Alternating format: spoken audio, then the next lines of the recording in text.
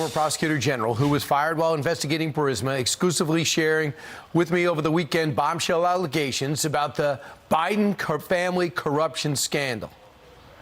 No doubt that there were illegal activities engaged in by Burisma. Founder and CEO of Burisma started bringing in people who could provide protection for him. Hunter Biden was among them. My firm personal conviction is that, yes, this was the case. They were being bribed. The fact that Joe Biden gave away $1 billion in U.S.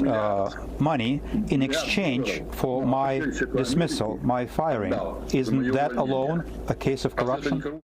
It seems it. Here with what this could mean for the legal case against the Bidens is GOP Congressman, House Judiciary Committee member Mike Johnson. Congressman Johnson, your reaction to Shokin finally getting to speak for himself and what he said.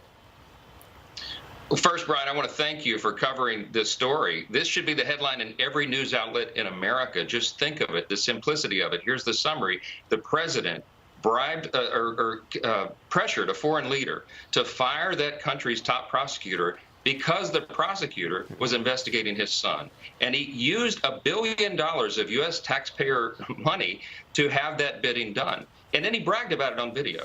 I can't understand why every news outlet is not covering this as the first story this morning and throughout this process. This is Mr. Shokin, of course, is an important voice in this because he was directly involved. He was the target of the president, and the idea that he believes there was bribery confirms what many of us are already thinking. And by the way, he was appointed, asked to come out of retirement by Poroshenko himself, who was a predecessor to Zelensky, and he was doing his work. He said, I was pursuing Burisma for people who said I wasn't, and they knew I was pursuing it, and that's why I got fired. And he worries about his security and also said, was not in the piece, but he also said that he would come and testify in Congress. Are you guys going to call him? I think he could be a key witness in this, of course. And you see the White House pushing back against your story and suggesting that he's not a trustworthy witness.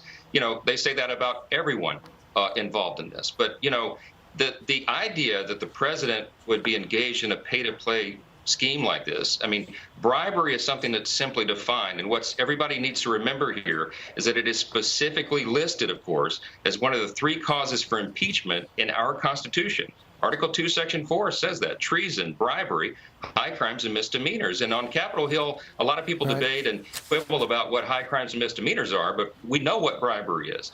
It's someone paying you to do their bidding, and that's what happened here, apparently. Yeah, and evidently there's John Solomon reporting, too, that it wasn't necessarily President Obama who knew what he was doing, who the vice president was up to.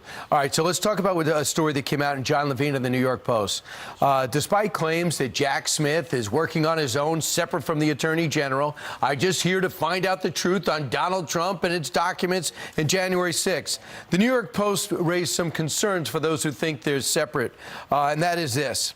And this is an excerpt from it. Jay Bratt, who joined the special counsel team in November of 2022 of Jack Smith, shortly after it was formed, took a meeting at the White House March 31st with Caroline Saba, Deputy Chief of Staff for the White House Counsel's Office. White House logs reveal this. 9 weeks later, Trump was indicted by Smith's office. The spokesperson for the counsel said this about Bratt. He was at the White House for a case-related interview. Oh, now I feel better. A case-related interview. I thought, did you really... does this mean anything to you, Congressman Johnson? Yes, it means a lot. Of course, this is one more piece of evidence that indicates, again, what all of us know intuitively. Jack Smith is engaged in a partisan political indictment of President Trump because he's the top rival to Joe Biden. There is supposed to be, everybody should understand this by now, the special counsel is supposed to be completely independent, not only of the DOJ, but obviously of the White House.